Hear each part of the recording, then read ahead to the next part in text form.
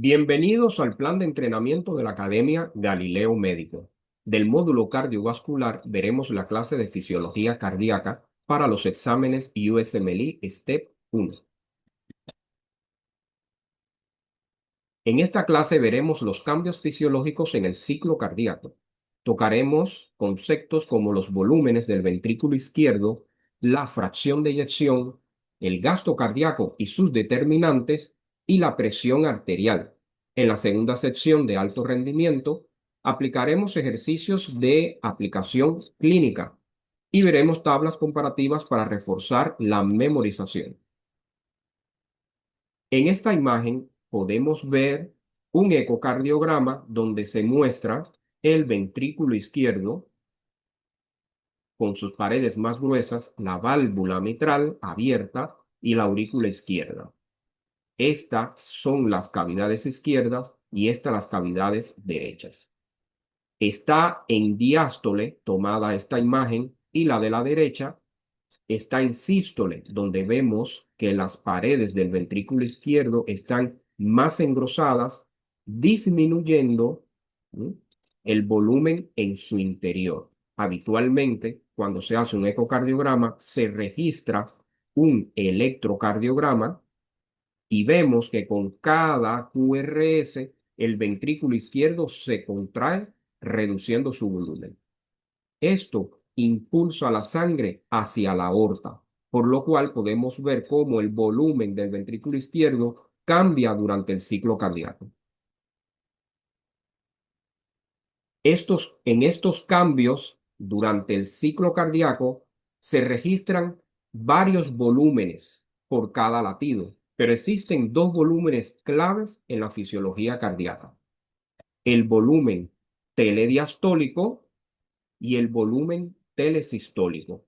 El prefijo tele se refiere al final de la diástole o al final de la sístole.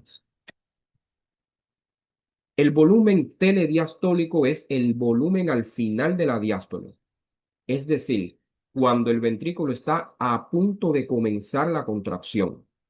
Es el punto donde el ventrículo izquierdo ha terminado de llenarse y donde tiene un mayor volumen antes de la contracción. El volumen telesistólico es el volumen al final de la sístole. Es el punto donde el ventrículo izquierdo ha terminado de vaciarse. Está a punto de comenzar la relajación. Y es el momento de menor volumen que contiene el ventrículo izquierdo antes de la relajación. El volumen sistólico es la diferencia entre el volumen telediastólico y el volumen telesistólico, ¿no? Es, en fin, la cantidad de sangre expulsada por el ventrículo izquierdo en cada latido. Y su fórmula es volumen sistólico igual a la diferencia entre volumen telediastólico y volumen telesistólico. La fracción de eyección indica la eficiencia de la contracción ventricular. Es la proporción de sangre expulsada en cada latido. Su fórmula es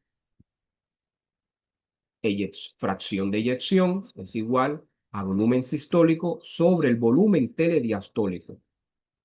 Como es una proporción al ser multiplicada por 100, es el porcentaje de sangre expulsado del ventrículo izquierdo en cada latido. Su valor normal está entre 55 y 60%.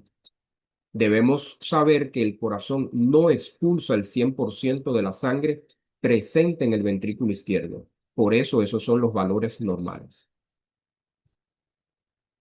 El gasto cardíaco es el volumen expulsado por cada minuto. Refleja el desempeño global del corazón y su fórmula es gasto cardíaco igual a volumen sistólico por la frecuencia cardíaca, ¿no? Es, en otras palabras, el volumen de sangre expulsado con cada latido, multiplicado por el número de latidos por minuto. El retorno venoso es la sangre que regresa al corazón. Esta regresa a través del sistema venoso y debe igualar al gasto cardíaco. En las situaciones de desequilibrio, sobreviene la congestión o la hipoperfusión. La resistencia periférica total es la oposición al flujo desde el ventrículo izquierdo hacia la periferia. En otras palabras, es la resistencia al flujo sanguíneo fuera del ventrículo izquierdo, que proviene de las estructuras periféricas. Está determinada por la vasoconstricción o la vasodilatación, como vemos en esta imagen. Esta es una arteria de diámetro normal y aquí está la arteria en vasoconstricción, más a la derecha en vasodilatación con un mayor diámetro. La vasoconstricción aumenta la resistencia periférica total porque ofrece mayor resistencia al flujo sanguíneo, lo cual aumenta el trabajo cardíaco. Y la vasodilatación disminuye la resistencia periférica total. La presión arterial, como conocemos, la presión sistólica está en torno a los 120 milímetros de mercurio y la presión diastólica en alrededor de los 80 milímetros de mercurio. La presión sistólica está determinada por el volumen sistólico y la presión diastólica está determinada por la resistencia periférica total. Analicemos el comportamiento de la presión arterial. Durante la sístole, perdón, la presión aumenta con la contracción.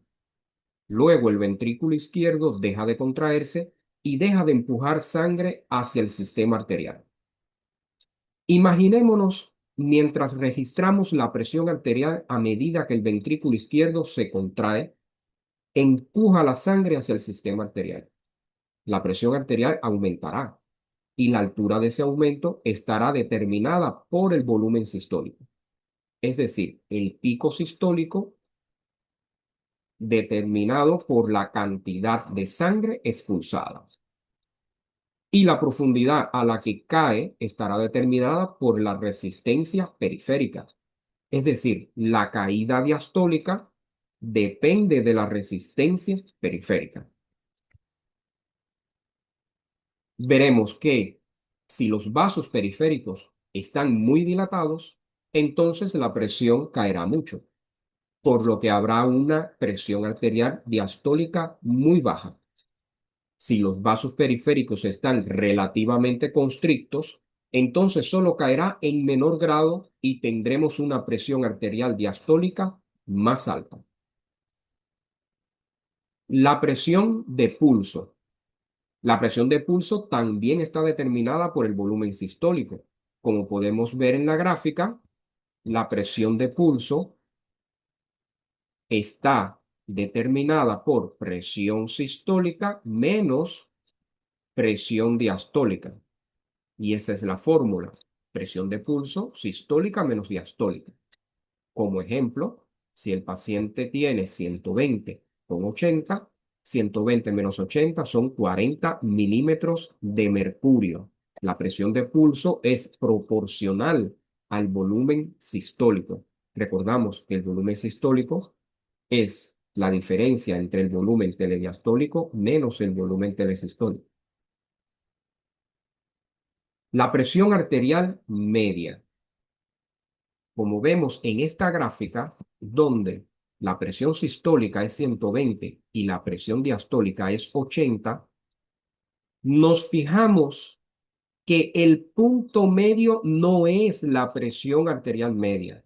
La presión arterial media corresponde a un punto que no es el promedio directo. ¿Mm? Esto pasa porque nuestra presión arterial pasa más tiempo durante el rango diastólico. Su fórmula es presión arterial media diastólica más un tercio de la presión de pulso. Es lo mismo que decir la presión diastólica más sistólica menos diastólica sobre 3.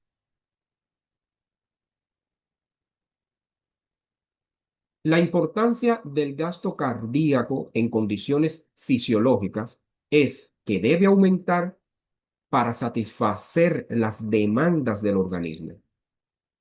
Existen muchas enfermedades en las que el gasto cardíaco insuficiente es causa o que el gasto cardíaco insuficiente causa otras enfermedades. A saber, cuando hay mayor gasto cardíaco, esto requiere mayor trabajo del corazón y mayor consumo de oxígeno por el corazón. Es importante recordar esta premisa. Recordamos, como le he dicho hace un momento, que el gasto cardíaco es el volumen sistólico multiplicado por la frecuencia cardíaca. Aquí tenemos un ejemplo. Si el volumen sistólico es 70 y la frecuencia cardíaca 70 latidos por minuto, el gasto cardíaco está alrededor de los 5 litros por minuto. Deben conocer que existen otras fórmulas para calcular el gasto cardíaco.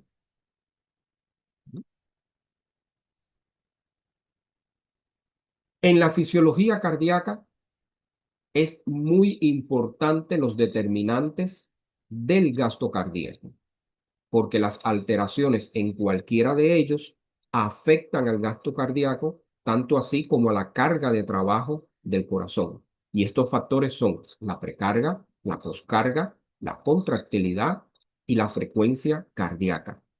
Los cuatro determinan el trabajo del corazón y el consumo de oxígeno.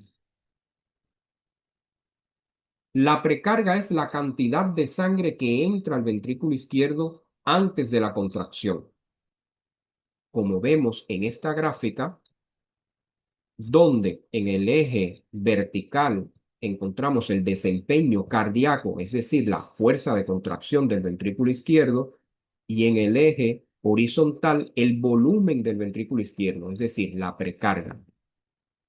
La línea que marca la normalidad en condiciones fisiológicas nos dice que mientras mayor precarga exista dentro del ventrículo izquierdo, mayor fuerza de contracción debe hacer el ventrículo. A esto se le llama la ley de Frank-Starling.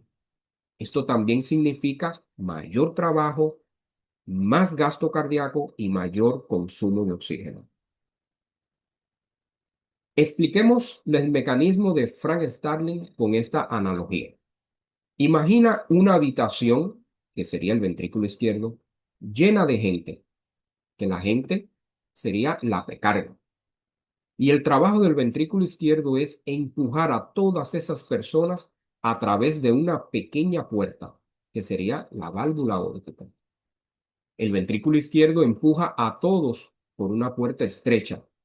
Este sería la eyección.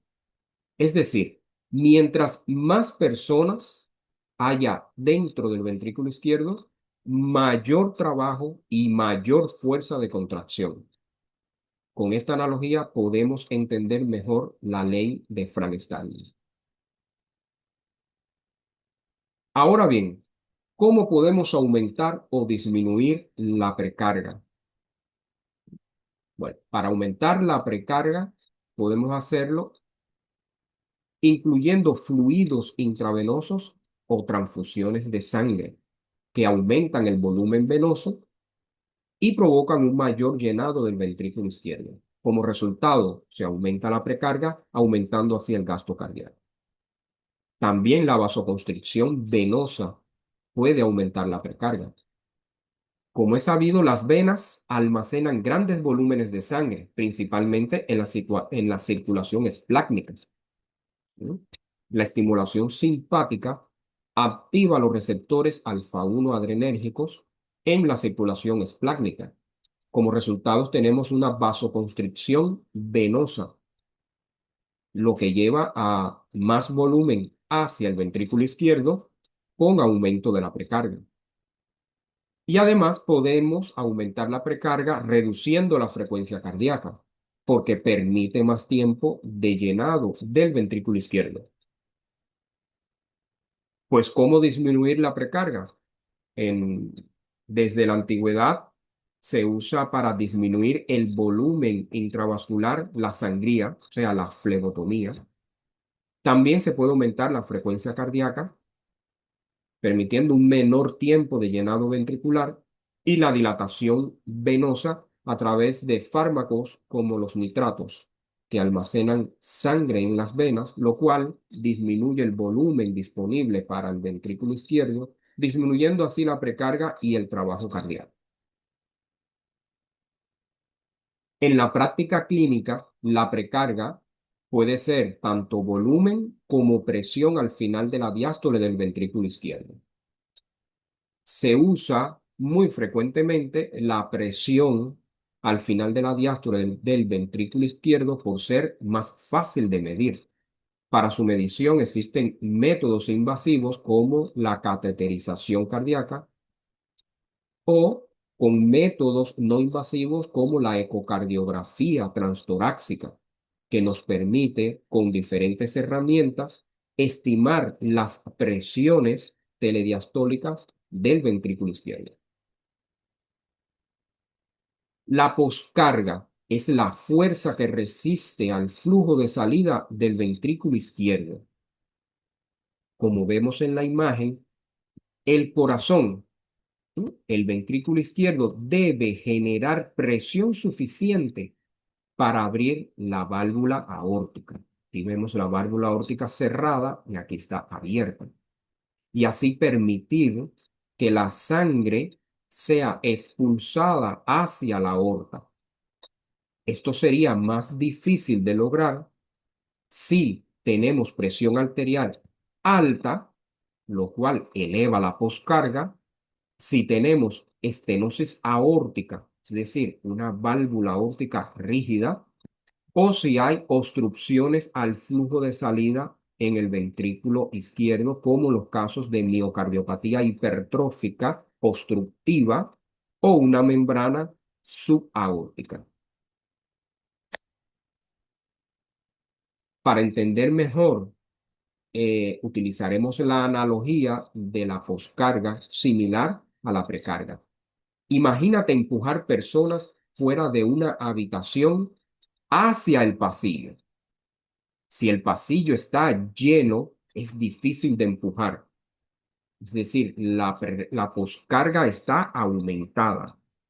O también, si la puerta es rígida, como es el caso de la estenosis aórtica, hay una mayor dificultad para llevar a todas esas personas hacia el pasillo. Es decir, mientras mayor es la poscarga, mayor es el trabajo y el oxígeno requerido por el corazón.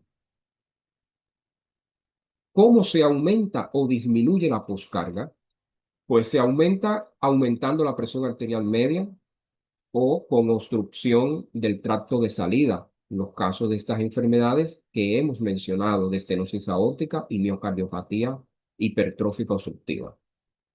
Y se disminuye disminuyendo la presión arterial media con el uso de antihipertensivos o tratando la causa en el caso de una válvula rígida o la miocardiopatía hipertrófica. La contractilidad es la fuerza con la que el ventrículo izquierdo se contrae. El indicador de la contractilidad es la fracción de eyección. Recordamos que la fórmula es volumen sistólico dividido entre el volumen telediastólico del ventrículo izquierdo. Quiere decir que con el aumento de la fracción de eyección, aumenta la contractilidad. En otras palabras, cuando la fracción de eyección aumenta, significa que el ventrículo izquierdo se está contrayendo con más fuerza y expulsando más sangre con cada latido. La contractilidad está regulada por el sistema nervioso simpático que veremos en un momento. Existen mecanismos de aumento de la contractilidad. Uno es la estimulación simpática directa del corazón, como vemos en la imagen. El color verde es la estimulación simpática, la inervación simpática. y al estimular la liberación de catecolaminas desde la médula de la glándula suprarrenal, como la epinefrina, la norepinefrina y la dopamina.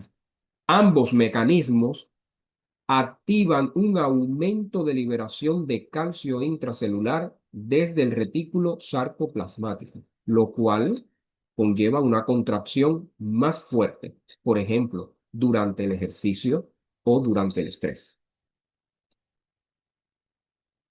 Existen fármacos que aumentan la contractilidad, son muy útiles, como los simpático-miméticos, la dopamina, dobutamina, epinefrina, que estos estimulan los receptores simpáticos del corazón, y la digoxina, inhibiendo la bomba sodio-potasio ATPasa, con lo cual aumenta el calcio intracelular en los miocitos y mejora la contracción miocárdica.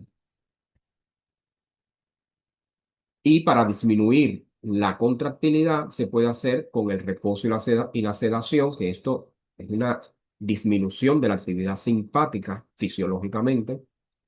O podemos usar medicamentos como los bloqueadores beta, que disminuyen la contractilidad y la frecuencia cardíaca, o los anticálcicos, como el verapamilo y el diltiazem, que reducen la entrada de calcio a los miocitos. Por lo tanto, hay menos calcio disponible para la contracción muscular. También la disminución de la contractilidad del ventrículo izquierdo se ve afectada en los estados de insuficiencia cardíaca sistólica, como la miocardiopatía dilatada, como se ve en este caso en la imagen. La frecuencia cardíaca es otro de los determinantes del gasto cardíaco. Los aumentos de la frecuencia cardíaca en condiciones fisiológicas aumentan el gasto cardíaco. Y esto está regulado por el sistema simpático y actúan también los fármacos simpático-miméticos o los beta bloqueadores, con los mismos mecanismos que afectan a la contractilidad. En el caso de los estudios experimentales en laboratorio con animales, a los cuales se le ha puesto un marcapasos, para así controlar la frecuencia cardíaca, pero en estos casos sin aumentar también la contractilidad. Lo que ha pasado es que con los aumentos de la frecuencia cardíaca artificialmente dentro de los rangos fisiológicos, se ha visto que disminuye el volumen sistólico. Esto es porque hay menos tiempo para el llenado ventricular. Pero si la frecuencia cardíaca aumenta en mayor proporción, entonces baja el volumen sistólico, pero aún así aumenta el gasto cardíaco. Debemos recordar que el gasto cardíaco es igual al producto de frecuencia cardíaca por volumen sistólico. En circunstancias fisiológicas, en humanos, el sistema nervioso simpático controla tanto la frecuencia cardíaca como la contractilidad. Por eso, con los aumentos de frecuencia cardíaca, aumenta también la contractilidad, aumenta el volumen sistólico y el gasto cardíaco. En condiciones patológicas, en cambio, son la única situación clínica en la que un aumento de la frecuencia cardíaca puede llevar a una caída del gasto cardíaco, es decir, durante las arritmias cardíacas. Aquí les presento el caso de una, un flúter auricular con una alta frecuencia y una taquicardia ventricular. A frecuencias cardíacas extremas mayores de 250, incluso mayores de 300 latidos por minuto, el llenado del ventrículo izquierdo es inadecuado, lo que trae consigo una disminución del volumen sistólico y disminución del gasto cardíaco, con riesgo de hipotensión, shock y síncope. Resumiendo los cuatro determinantes del gasto cardíaco. La precarga se determina por los volúmenes o las presiones telediastólicas del ventrículo izquierdo, la poscarga por la presión arterial media, la contractilidad por la fracción de eyección y la frecuencia con latidos por minutos. En la práctica clínica, controlar estos cuatro factores es la clave terapéutica para mejorar el trabajo del corazón. Cuando hay disminución del gasto cardíaco, lo que necesitamos hacer es aumentar estas determinantes. Y cuando aumentan las demandas de oxígeno, necesitamos reducir estos determinantes. Ahora comenzamos una sección de alto rendimiento con preguntas típicas en los exámenes, analizando su enfoque para llegar a la respuesta correcta.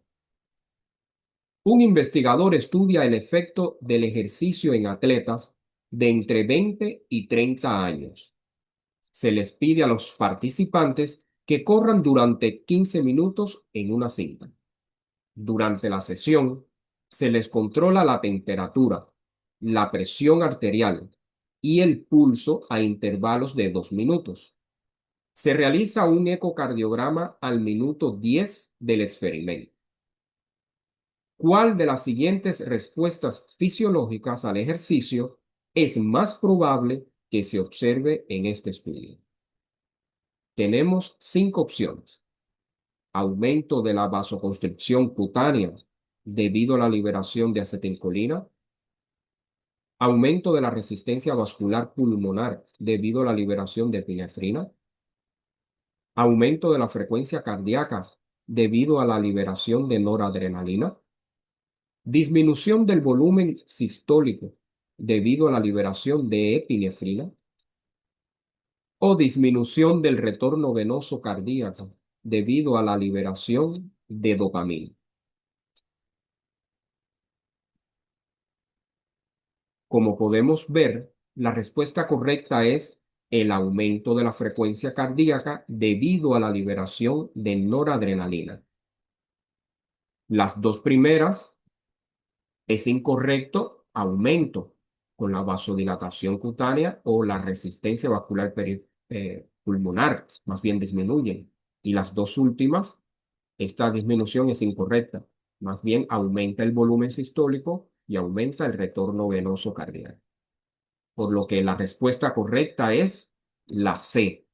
El ejercicio estimula el sistema nervioso simpático, lo que conduce a un aumento de la liberación sistémica de catecolaminas, por ejemplo, la epinefrina, la norepinefrina, en la médula suprarrenal.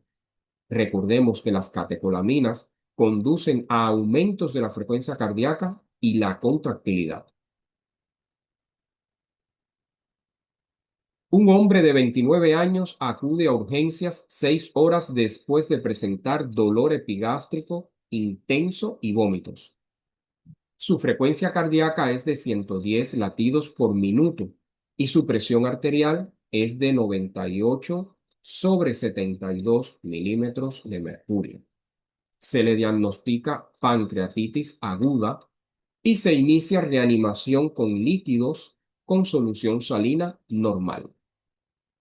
¿Cuál de las siguientes es el efecto inmediato más probable de la reanimación con líquidos en este paciente? Tenemos 5 opciones.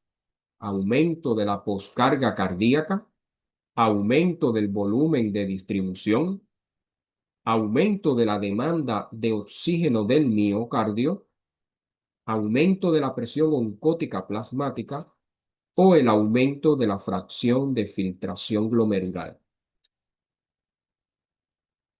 La respuesta correcta es aumento de la demanda de oxígeno del miocardio.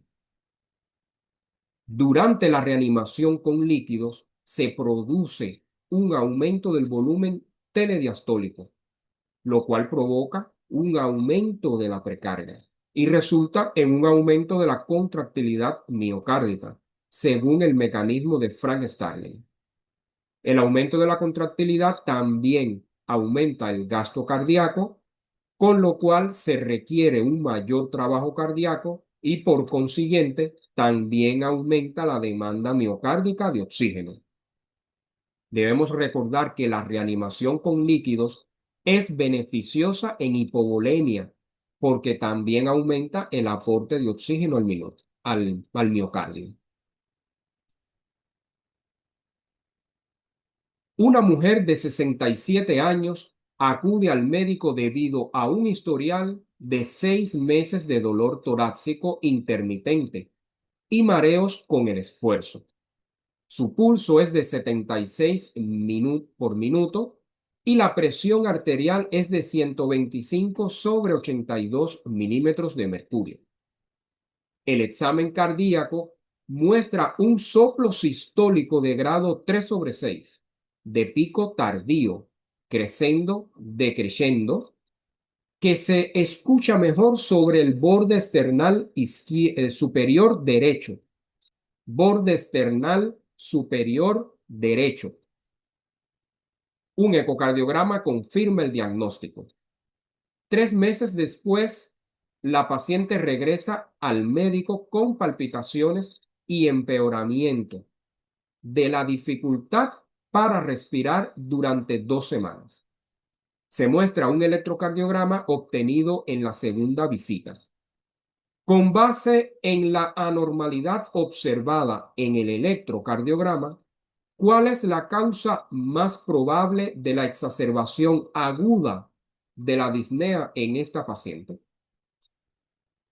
Tenemos 5 opciones: alteración de la contractilidad del ventrículo derecho, aumento del gradiente de presión de perfusión miocárdica, disminución de la precarga del ventrículo izquierdo, disminución de la conducción de impulsos a través del nodo auriculoventricular o el aumento de la resistencia vascular sistémica. Bueno, podemos ver que nos dan elementos claves para llegar al diagnóstico de la paciente. El tener un soplo sistólico de grado 3 sobre 6 de pico tardío, increciendo, decreciendo, que se escucha mejor sobre el borde esternal superior derecho, nos habla de una estenosis aórtica. Y en el electrocardiograma vemos cómo la contracción auricular es descoordinada y los QRS no son equidistantes. Es una fibrilación auricular con respuesta ventricular acelerada. La respuesta correcta es disminución de la precarga del ventrículo izquierdo. La fibrilación auricular disminuye la precarga del ventrículo izquierdo como resultado de la alteración en el llenado diastólico, resultado de una contracción auricular descoordinada. Y también la taquicardia acorta la duración de la diástole y reduce el tiempo de llenado ventricular. Esto puede exacerbar los síntomas debido al edema pulmonar. En este cuadro, resumen, reforzaremos los conocimientos de volúmenes del ciclo cardíaco. El volumen telediastólico es al final de la diástole y significa el máximo volumen en el ventrículo izquierdo antes de contraerse. Volumen telesistólico es al final de la sístole y significa que es el volumen restante en el ventrículo izquierdo después de contraerse. El volumen sistólico es en sístole. Su fórmula es el volumen telediastólico menos el volumen telesistólico, siendo la sangre eyectada en cada latido. La fracción de eyección es en sístole. Su fórmula es volumen sistólico sobre el volumen telediastólico. Es el porcentaje de sangre expulsada por el ventrículo izquierdo. Y el gasto cardíaco se calcula en cada minuto. Su fórmula es volumen sistólico por frecuencia cardíaca. Los 4 determinantes del gasto cardíaco los resumimos en precarga, que es el volumen que entra al ventrículo izquierdo antes de contraerse. Este se aumenta con los fluidos intravenosos, la vasoconstricción venosa y disminuyendo la frecuencia cardíaca. Se disminuye la precarga con la hemorragia, con el aumento de la frecuencia cardíaca y los nitratos. La poscarga es la fuerza que se opone a la eyección del ventrículo izquierdo. ¿Cómo aumentamos la poscarga? Aumentando la presión arterial media. En la estenosis aórtica y la miocardiopatía hipertrófica también vemos aumentada la poscarga. ¿Cómo la disminuimos? Disminuyendo la presión arterial media y tratando las causas, como la estenosis aórtica o la obstrucción al flujo de salida del ventrículo izquierdo. La contractilidad es la fuerza de contracción del miocardio. ¿Sí? Se aumenta con catecolaminas, con la estimulación simpática y medicamentos como la digoxina. Se disminuye la contractilidad con los beta bloqueadores. Está disminuida en la insuficiencia cardíaca sistólica y también medicamentos como el verapamilo disminuyen la contractilidad. Y la frecuencia cardíaca se mide por latidos por minuto, como saben. Esta frecuencia cardíaca es aumentada con el estímulo simpático y fisiológicamente con el ejercicio y disminuye con la estimulación vagal y con el uso de beta bloqueadores. De esta manera hemos terminado la clase de entrenamiento en fisiología cardíaca para los exámenes USMLE STEP 1.